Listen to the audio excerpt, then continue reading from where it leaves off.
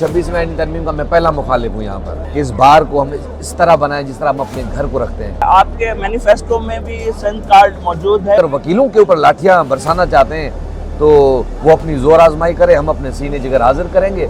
26वीं और 27वीं तरमीम आपके अदलिया को वीक कर रही है। अस्सलाम वालेकुम दोस्तों, मैं हूं आपका होस्ट अली रज़ा चांडियो। इस वक्त मैं मौजूद हूं कराची सिटी कोर्ट में और हमारे साथ एक बहुत ही खास मेहमान मौजूद हैं, बैरिस्टर अरशद शर साहब। जी बैरिस्टर साहब इस वक्त कराची बार एसोसिएशन के जनरल सेक्रेटरी पे कंटेस्ट कर रहे हैं इलेक्शन में। अस्सलाम वालेकुम। वालेकुम सलाम। साहब क्या हाल है, कैसे मिजाज है? ठीक है अल्हम्दुलिल्लाह सर। सबसे पहले हमें ये बताइएगा कि आपने अपनी इब्तदाई तालीम कहाँ से हासिल की, उसके बाद आप बैरिस्टर तक का सफ़र हमें थोड़ा एक शॉर्ट उसमें बताइए। मैंने अपनी इब्तदाई तालीम सादिक पब्लिक स्कूल बावरपुर से की, बोर्डिंग स्कूल था, और उसके बाद मेरे कॉलेज बैरिया फाउंडेशन कॉलेज से मैंने किया। उसके बाद मैं प्री फाउंडेशन मैंने कैप्टन लॉ कॉलेज हॉलबर्न इंग्लैंड से किया। फिर मैंने साल फाउंडेशन भी वहीं से किया। देन मैंने LLB Bengal university north Wales से की। फिर मैंने masters UV university of waste England Bristol से की। तो और उसके बाद 4 महीने उधर गुजारे। उसके बाद मैं 2014 में पाकिस्तान आया और उसके बाद मैं यहीं प्रैक्टिस कर रहा हूँ। अच्छा सर, जब आपकी एक हॉस्टलर की ज़िंदगी मुख्तलिफ होती है तो एक हॉस्टलर के जहन में तो ये नहीं आता कि मुझे लॉयर बनना है, तो आपके कैसे जहन में आया कि मुझे हॉस्टल की ज़िंदगी मुझे बहुत मैं मिस करता हूँ आज भी। मैंने बहुत उसमें कुछ सीखा और उसमें खुद ही फैसले लेने, सेल्फ सफिशिएंट होना, मैंने वो वहाँ सीखा। उसके बाद मेरा थोड़ा सियासत की तरफ रुझान रहा बचपन से लेके, और उसके बाद मेरी ये ख्वाहिश थी कि मैं लॉ करूं, क्योंकि I was always inspired by कायद आज़म मोहम्मद अली जिन्ना। तो उनकी पर्सनैलिटी से, उनके अपीयरेंस से, उनकी जो वकला की एज अ लॉयर लाइफ थी, वो स्ट्रगल थी उससे, तो वो मेरी इंस्पायरेशन थे। और उसके बाद मैंने चूज़ किया, हालांकि मेरे वाले साहब चाहते थे मैं डॉक्टर बनूं, पर बरहा मैंने चाहा और अल्हम्दुलिल्लाह अल्लाह ने इस्तकामत दी। मैं अल्हम्दुलिल्लाह आज अपनी फील्ड में प्रैक्टिस भी कर रहा हूँ और इस फील्ड में बार की सियासत में भी एक्टिव हूँ।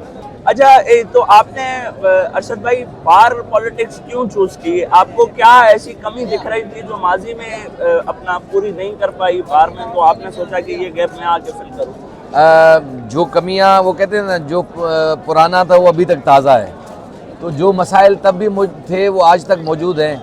आप बार के हवाले से चीज़ें देख रहे हैं कि आज भी देखें बार में इधर हमारी कोर्ट्स के अंदर सफाई का निज़ाम बड़ा अबतर है। उसके बाद आप चीज़ें देखें कि बार में मेडिकल की फैसिलिटीज़ नहीं हैं। हमारी डिस्पेंसरी तो कई महीनों से बंद है। उस दिन हमारे एक सीनियर वकील को हार्ट अटैक आया बार के ऑफिस के सामने, और सहूलियात ना होने की वजह से आधा पौना घंटा उसको फर्स्ट एड जो मिलना चाहिए था नहीं मिल सका। ना स्ट्रेचर अवेलेबल था, ना एम्बुलेंस अवेलेबल थी, ना डिस्पेंसरी खुली हुई थी। और इस तरह के दूसरे चीज़ें, हमारे पास बैंक की फैसिलिटी, बैंक्स की, प्राइवेट बैंक्स की फैसिलिटी नहीं। आप देख रहे हैं कितनी तादाद में वकील और लिटिगेंट यहाँ पर आते हैं, एक ATM मशीन नहीं है। और हमारे बैठने का जो निज़ाम है, बार रूम्स वो अबतर हैं। हमारे कोर्ट रूम्स में कॉपीस्ट के लिए आपके पास उनका सीक्वेंस कोई नहीं है। अगर इसकी कोर्टों के अगर कॉपीस्ट देखें किसी और बिल्डिंग में बैठे हैं। ये छोटी छोटी चीज़ों के लिए लिटिगेंट्स को और लॉयर्स को जो तकालीफ होती है, सारी चीज़ें, क्योंकि मैं प्रैक्टिसिंग लॉयर हूँ तो उससे मैंने महसूस की बार हमारा घर है, ये कोर्ट हमारा घर होता है, क्योंकि मैक्सिमम ऑफ टाइम जो हमारा होता है हम अपने दोस्तों के साथ खुद यही स्पेंड कर रहे होते हैं। तो यहाँ की जो माहौल है उसने मुझे ट्रिगर किया कि मैं बार की पॉलिटिक्स की तरफ आऊँ, और मेरे मंशूर में ये चीज़ अवलीन तरजीह पर है कि इस बार को हम इस तरह बनाएं जिस तरह हम अपने घर को रखते हैं। बिल्कुल, मेरा अभी जो अगला सवाल था वो यही था कि आपके मैनिफेस्टो में भी सिंध कार्ड मौजूद है या सिर्फ और सिर्फ आप वकला के फलाह और महफूज के लिए काम करते हैं? सर, सिंध कार्ड तो मैं इसको नहीं कहता, सिंध मेरे वजूद में मौजूद है, सिंध मेरे तुखम में मौजूद है, सिंध मेरा मिजाज है, सिंध मेरा इश्क है, सिंध मेरा रोमांस है। सिंध के ऊपर जब भी कोई उसके सिंध के लोगों के बुनियादी हकूक़ और हमारे जो वसाइल हैं उनके ऊपर जब भी कोई ऐसी बात होगी, और सिंध के वदानियत के ऊपर जब भी कोई बात होगी, इंशाल्लाह हम सफ़े अव्वल के अंदर मिलेंगे। बिल्कुल सर, वो तो आपकी बात बिल्कुल बजा है, पर ये चीज़ें तो आप जर्नल पॉलिटिक्स का मुद्दा है। जब से आपने अभी एक बात की कि मैं वकीलों की फलाह और महफूज के लिए काम करना चाहता हूँ, ये बिल्कुल आपकी बार पॉलिटिक्स का हिस्सा है। और बहैसियत سندھ کے رہنے والے سندھی ہوتے ہوئے آپ سندھ کے لیے کام کریں، یہ بہت اچھی بات ہے اور ہمیں سندھ کے مسائلوں کے لیے آواز بھی اٹھانی چاہیے. پر اس کا اور بار پولیٹکس کا کنیکشن آپ تھوڑا ہمیں ایکسپلین کریں، کیونکہ ایک عام جو سندھی ہے وہ کنفیوز ہے تھوڑا اس بات. کیونکہ دیکھو بار کی پولیٹکس ہماری ضرور بار کی ویلفیئر کے لیے ہوتی ہے، مگر جو بار ہوتی ہے bar association they are guardian of constitution, اور جہاں بھی ہم سندھ کے لوگوں کا فنڈامنٹل رائٹ دیکھیں گے وائلیٹ ہو رہا ہے تو بار کی پھر ذمہ داری ہو جاتی ہے وہاں آواز اٹھانا. ہاں یہ سیاسی جماعتوں کا کام ہے، مگر افسوس کے ساتھ کہنا پڑتا ہے کہ پولیٹیکل جماعتیں اس وقت اتنی کمپرومائز ہو چکی ہیں کہ وہ اپنے فرائض جمہوری فرائض نہیں نبھا پا رہی.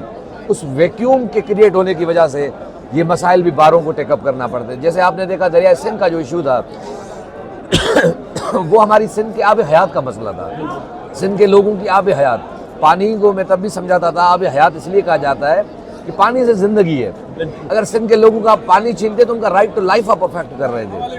تو جب رائٹ ٹو لائف ان کا افیکٹ ہو رہا ہے تو اس میں پھر آپ کو پتہ ہے کہ ہمیں ہمارا آئینی ذمہ داری بن جاتی ہے لوگوں کی بنیادی حق کی ہم بات کریں. بالکل سر، ابھی ایک صاحب کہہ رہے تھے کہ اپنا 26ویں اور 27ویں ترمیم سے سندھ افیکٹ نہیں ہو رہی بلکہ پورا ملک افیکٹ ہو رہا ہے، تو یہ وکیل اس کو سندھ کا مسئلہ کیوں بتا رہے ہیں؟ 26ویں اور 27ویں آئینی ترمیم کیوں؟ 26ویں آئینی ترمیم کا میں پہلا مخالف ہوں یہاں پر. جس نے پہلی مخالفت کی وہ میں ہوں، کیونکہ پہلا کسی نے سیمینار کیا تھا وہ میں نے کیا تھا 5 اکتوبر 2024 کو. تو دیکھیں 26ویں اور 27ویں ترمیم کیا کر رہی ہے.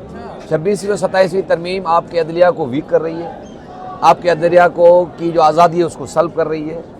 جب عدلیہ آپ کی کمپرومائز ہوگی اور وہ قانون اور اس کی بات نہیں کرے گی، انصاف کی بات نہیں کرے گی، تو یہ مسئلہ تو سندھ کا تو بن گیا نا. سندھ میں رہنے والے ہر شہری کا مسئلہ بن گیا، یہ پاکستان میں رہنے والے ہر شہری کا مسئلہ بن گیا. تو 26ویں اور 27ویں ترمیم قطعاً صرف وکیلوں کا مسئلہ نہیں ہے، یہ بنیادی پوری عوام کا مسئلہ ہے، جامع مسئلہ ہے. اور اس مسئلے کے اوپر اللہ نے اگر ہمیں عزت دی، ہم اس ایشو کو سندھ تک محدود نہیں رکھیں گے. آپ کی بات ٹھیک ہے کہ یہ مسئلہ ابھی تک سندھ تک محدود کیوں ہے، کیونکہ شاید مجھے لگ رہا ہے اس میں باروں کو جو رول پرفارم کرنا چاہیے تاکہ پورے ملک کی باروں کو کنیکٹ کرنا چاہیے اس ایشو پر، سول سوسائٹی کو کنیکٹ کرنا چاہیے، تو وہ کنیکٹ نہیں کر پائے. اور اللہ نے اگر ہمیں عزت دی ان مدوں کے اوپر ہم پورے پاکستان کی باروں کو کنیکٹ کریں گے. آپ کا جمیل سمرو صاحب کے بیان پہ کیا کہنا ہے؟ انہوں نے ابھی حالیہ اپنی ایک بیان میں کہا ہے کہ وکیل پروٹیسٹ اس لیے کرتے ہیں کیونکہ ہم ان کو لاٹھیاں نہیں مارتے، تو ان کو آپ کیا کہنا چاہیں گے؟ یہ شوق بھی وہ پورا کر لیں. جمیل سمرو صاحب ایسے لوگوں کے لیے ہمیشہ میں ایک شعر کہتا ہوں جو مجھے بڑا بخوبی غالب کا یاد ہے، بنے ہیں شاہ کے مصائب پھرے ہیں اتراتے وگرنہ غالب ان کی شہر میں آبرو کیا ہے. 2007 سے پہلے جب تک یہ بلاول صاحب کی ڈائری نہیں اٹھاتے ان کی آبرو کیا تھی، ان کی کیا سیاسی قد تھے. تو میں زیادہ ڈیٹیل میں ان کے پاس بات نہیں کرتا، یہ پولیٹیکل بات ہو جائے گی.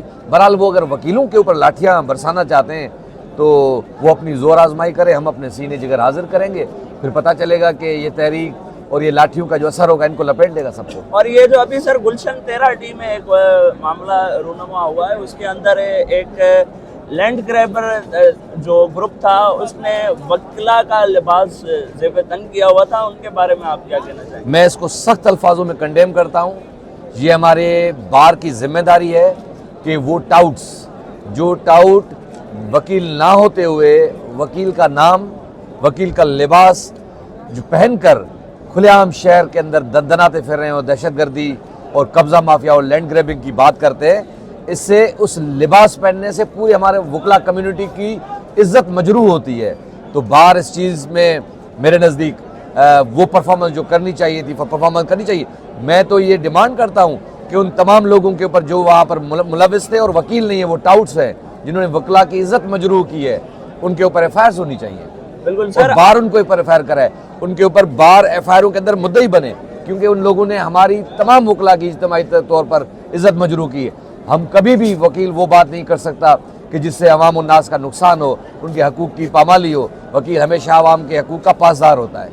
سر آخر میں آپ نوجوان وکلا کو کیا میسج دینا چاہیں گے؟ میں نوجوان اپنے وکلا میرے بھائیوں کو میرا ہمبل میسج ہے کہ آپ تمام لوگ اپنی پریکٹس کی طرف آئیں اور بریف کی طرف جائیں، پوڈیم کی وکالت کی طرف جائیں. انیشیلی ٹائم میں آپ بھرپور طریقے سے جافشانی سے اپنے کام پہ توجہ دیں، اپنی فائل کے ساتھ کمٹمنٹ کریں، اپنے ٹائم اور محنت جو ہے اپنی لگن کے ساتھ اپنے کام کے ساتھ سچائی دکھائیں، تاکہ انشاءاللہ آگے آپ کے بڑا نام ہو. پھر آپ لوگوں نے اس بار کو چلانا ہے, آپ لوگوں نے اس بار میں پرفارم کرنا ہے, اس لیے آپ لوگوں کا ایک اچھا مضبوط وکیل ہونا ضروری ہے. بہت شکریہ سر آپ کے ٹائم کا. Thank you so ہم much. سمجھتے ہیں کہ آپ اس وقت بہت زیادہ مصروف ہیں, اور چانڈیو صاحب از کمپلیٹلی آنر, آپ لوگوں نے مجھے مدعو کیا اپنے پروگرام کے اندر. بہت تھینک یو. شکریہ. جی ناظرین, تو یہ تھے بیرسٹر ارشد شر صاحب, اور آپ نے ان کی گفتگو سنی. تو تب تک کے لیے دیجیے اجازت. اللہ نگہبان.